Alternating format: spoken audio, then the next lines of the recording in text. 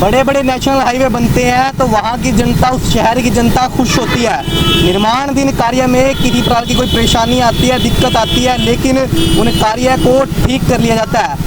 असंध के अंदर तस्वीरें इससे बिल्कुल ठीक अलग है। असंध के अंदर नेशनल हाईवे के नाम पर, सड़क बनाने के नाम पर असंध के व्यापारियों को खून के आंसू असंध का 2 हिस्सों में विभाजन कर दिया गया है, या फिर यूँ कहें कि असंध के एक बाजार को बिल्कुल सील कर दिया गया है। ये तस्वीरें इस समय आप असंध की देख रहे हैं, 3 मार्गों की तस्वीरें हैं, जहाँ पर आपको बता दें जो मार्ग असंध को एक मार्ग से दूसरे मार्ग तक जुड़ते हैं, यहाँ की जो कि लिंक रोड है, उन पर नाले बनाने के नाम पर जो नाले काफ़ी दिनों पहले, महीनों पहले नाले तोड़ दिए जाते हैं, वो एक नाले का काम कंप्लीट नहीं होता, एक नाले बनाने का काम पूरा नहीं होता, उसके ठीक बाद दूसरा नाला तोड़ दिया जाता है। इसी प्रकार जो भी नाले, जो भी गलियाँ सड़क बनाने के लिए तोड़ी जाती है, उसको तोड़ने के बाद ये लोग भूल जाते हैं, उसको भूलने का काम करते हैं, या ताकि असंध के दुकानदार ठीक पूरी तरह से कोरोना महामारी से तो मरे हुए हैं, परेशान है, उसके बाद उनके दुकान पर किसी प्रकार का भी गांव की ओर से आने वाला ग्राहक ना जाए, जो ग्राहक है वो बाहर की बाहर चला जाए, असंध की जनता के लोग परेशान हो, हर रोज किसी प्रकार के नए एक्सीडेंट हो। इस प्रकार ये बड़ी लापरवाही का काम असंध के अंदर चला हुआ है। ये तस्वीरें इस समय आप देख रहे हैं असंध के विभिन्न मार्ग की। आपको बता दें जिस प्रकार नानकपुरा चौक के अंदर जो बैंक की गली की ओर जोड़ता है जो मार्ग है, वहाँ पर पिछले काफ़ी समय से नाले बनाने का काम जारी था। कई महीनों तक वो नाला नहीं बना। जब उस प्रकार का नाला बनाया गया उसके बाद उसके ठीक आगे बड़े गड्ढे खोद दिए जाते हैं ताकि उसके आगे पीछे किसी तरह कोई वाहन उसके पास ना जा सके। उसके ठीक बाद आप दूसरी तस्वीर इसमें आप देख रहे हैं असंध के जो कि थाने वाली गली का जो मार्ग जोड़ता है असंध के थाने वाली गली के पास, जहाँ की तस्वीर इस समय आप देख रहे हैं कि किस प्रकार ये काफ़ी दिन पहले नाले बनाने का काम शुरू हुआ था। ऐसा का ऐसा काम पेंडिंग है, अभी तक किसी तरह कोई काम शुरू नहीं हुआ और काम को अंजाम देने का काम नहीं किया गया। और उसके बाद यह नाला कंप्लीट नहीं हुआ और इससे अगला ठीक गली का बात हम करें जिसे डाकखाने वाली गली कहा जाता है, जो असंध से परिचित है वो अच्छी तरीके से जानते हैं। डाकखाने वाली गली की क्या स्थिति आप देख सकते हैं कि ये थाने वाली गली का काम पूरा नहीं हुआ।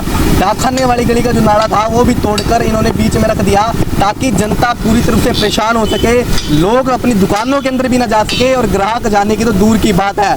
ये तस्वीरें से मैं देख रहे हैं अंधेरे के अंदर रात को ये जेसीबी चलाते हैं, जेसीबी के पंजे से कभी तो ये सीवरेज लाइन की पाइप तोड़ देते हैं, कभी वाटर सप्लाई की पाइप तोड़ देते हैं और कभी किसी प्रकार का कोई बड़ा नुकसान कर अगले दिन ये आते नहीं और पूरा पूरा काम भूल जाते हैं। जनता परेशान है, लोग कह रहे हैं कि हम करें तो करें क्या करें, किसको अपने दुखड़े सुनाए, कौन हमारी दुख सुनेगा और कब काम चलेगा। मानसून सत्र शुरू हो चुका है, जिस प्रकार देख सकते हैं वर्षा ऋतु के अंदर काफ़ी भारी बारिश होनी है और हर साल होती है। उन्हीं बारिश के बीच, उन्हीं भारी बारिश के बीच किस प्रकार ये काम करेंगे, क्या अभी इसी तरह ये काम यहाँ पर रोक कर आगे चला दिया जाएगा।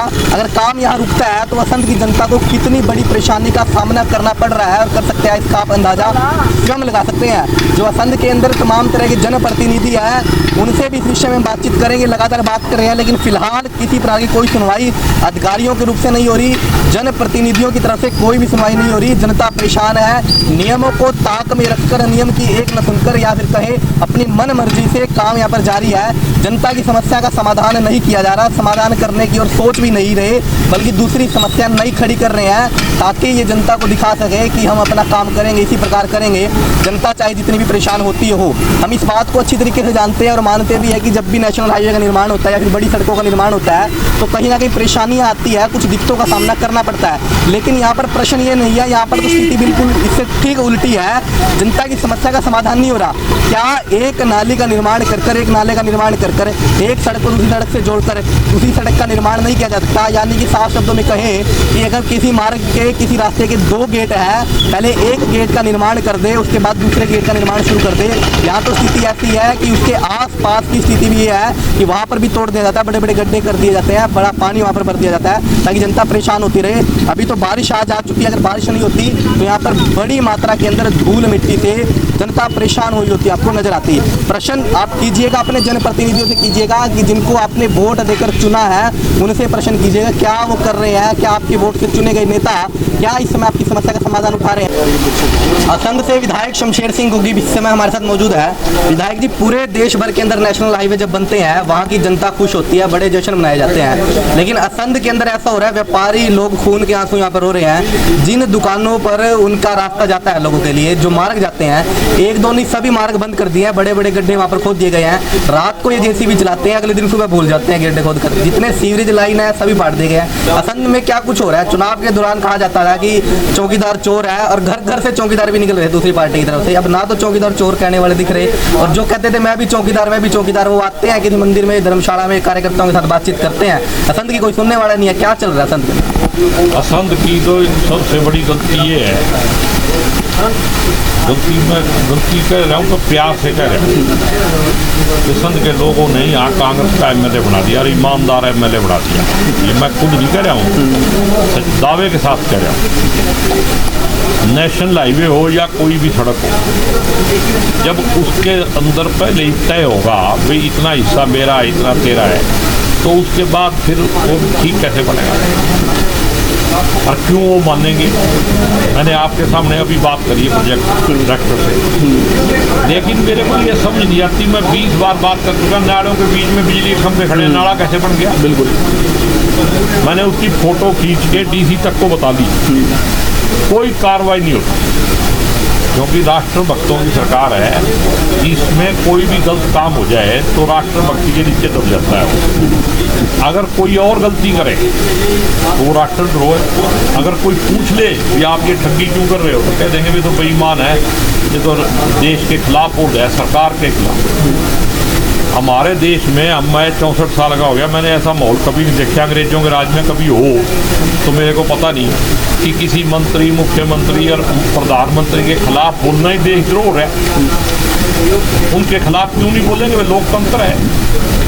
लेकिन यहाँ तो बात स्थानीय काम की हो रही है और गलत काम की हो रही है, जिसका हर दुकानदार, हर व्यापारी इसका विरोध कर रहा है। इतना असंध के अंदर ऐसी स्थिति है कि मानो कि अगर सड़क बन भी जाए उसके बाद भी उतनी खुशी नहीं होगी, क्योंकि जो बन ही चुके हैं वहाँ भी भ्रष्टाचार सामने आ रहा है। तो इतने बड़े घपले हो रहे हैं कि बिजली में 3-3 महीनों के लिए कुछ आदमी लगाने। तो मैंने एक्शन को कहा, माँ भाई कितने आदमी लगा रहे हो? बोले जी हमने लगा दिए। वहाँ कहाँ के लगाए? बोले जी यहीं MP साहब ने लिस्ट भेजी। सीधा MP का नाम लेके गया, और भी बहुत दबाव ऊपर वाले अफसरों का। माँ ठीक है। थोड़ी देर के बाद मेरे को, मैं गांव में गया, पता चला कि नरवाणे तक के आदमी असंध में लग रहे। तो मैंने MP को फ़ोन किया, मैं कहा MP साहब आपको नरवाणे से वोट मिले थे क्या? आप BJP के ही आदमी लगाओ, अपनी मर्जी से लगाओ, हमारे कहने से ना लगाओ। बोला नहीं मैं तेरे कहने से भी 2 लगा दूंगा। मैं नहीं लगवाता। मैं आपको इसलिए फ़ोन कर रहा हूँ भाई असंध इतना लवारिस है, या असंध के नौजवान बच्चे जो इतने बेरोजगार घूम रहे हैं वो कहाँ चले गए? क्या उनके लिए जगह नहीं है? असंध को तो लवारिस मेरे ख्याल हो सकता है कि कांग्रेस का MLA है, इसलिए जानबूझ के यहाँ जाति कर रहे जनता के साथ, और अगले इलेक्शन में जनता इनको सबक सिखाएगी। और विधायक जी, जनता कैसे 5-5 साल का इंतजार करे? बड़ी मुश्किल से बड़े उन्होंने संघर्ष करके कई सरपंचों पर पर्चे दर्ज हुए हैं, बड़े बड़े पर्चे दर्ज करवाकर अपने यहाँ पर FIR दर्ज करवाकर आपको विधायक बनाया, लेकिन कैसे कब तक काम चलेगा? ये वहाँ आपकी तरफ देख रही है वो लोग, उनका समाधान कैसे होगा? मैं तो हर जगह लड़ाई लड़ रहा हूँ। मेरी चिट्ठियाँ उठा के देख लो, जहाँ भी मेरे पास कोई समस्या आती है मैं सरकार को, चीफ मिनिस्टर को आगाह कर रहा हूँ, DC को बता रहा हूँ। लेकिन मैंने आपको बता दिया सारे का सारा सौदा बिक गया, किसी में हिम्मत नहीं है। मैं आपको बता रहा हूँ कि इतने बड़े बड़े घपले हैं। सिप्सी गाँव में पत्थर ही पिछले MLA का लगा दिया। एक बार यहाँ 2015 में एक पत्थर लगा दिया था हमारे कांग्रेस के एक नेता ने, उस पर मुकदमा दर्ज हो गया रातों रात। उस सरपंच के खिलाफ ना तो कार्रवाई हो रही है, ना मुकदमा दर्ज हो रहा है, और चीफ मिनिस्टर को नाम लिखा हुआ उस पर, सबको पता है। और उस आदमी ने मेरे को बताया, खुद सरपंच ने, कि मेरे से पूर्व विधायक ने और एक और आदमी है जो सरपंचों का प्रधान बना हुआ है, उन्होंने 4 लाख का एक ब्लैंक चेक ले रखा है और मेरे को ब्लैकमेल करते हैं। मेरे को ज़मीन की बोली नहीं कराने देते। उस गांव में 450 एकड़ के करीब ज़मीन पंचायत की है, वो बिना पटे के ही चल रही है, अंदर खाते ले दे हो रहा है। सरकार तो सोई हुई है। अगर BJP का कोई आदमी पैसे खाए, बेईमानी करे, तो वो बेईमानी हमारे देश में नहीं बनती। सरकार सोई हुई है, लेकिन देखने में आता था विपक्ष उस टाइम होते थे, बड़े बड़े ये प्रदर्शन करते थे, नगर अवस्था में आगे प्रदर्शन करते। अब विपक्ष क्या कर रहा है? क्या विपक्ष भी सोया हुआ है क्या? नहीं, विपक्ष सोया हुआ नहीं है। विपक्ष को दबा के रखने के लिए मैं आपको कितनी बार कह चुका हूँ कि कोरोना महामारी एक्ट हटाओ और सवेरे सड़कें भरी दिखेंगी।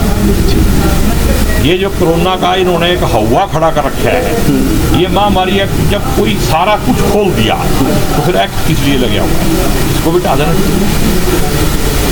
तो ये तो इन्होंने विपक्ष को दबा के रखने के लिए ये बहाना बनाया हुआ है कि विपक्ष बोले ना। विपक्ष को कोई सवाल करे, आप 2013-14 के इलेक्शन से पहले की बीजेपी वालों की सारी वीडियो उठाओ, जो नंगे घूमते थे वो भी हैं, और जो बड़े बड़े भाषण देते थे वो शेर पुत्र जो थे वो गिद्दड़ क्यों बन गया?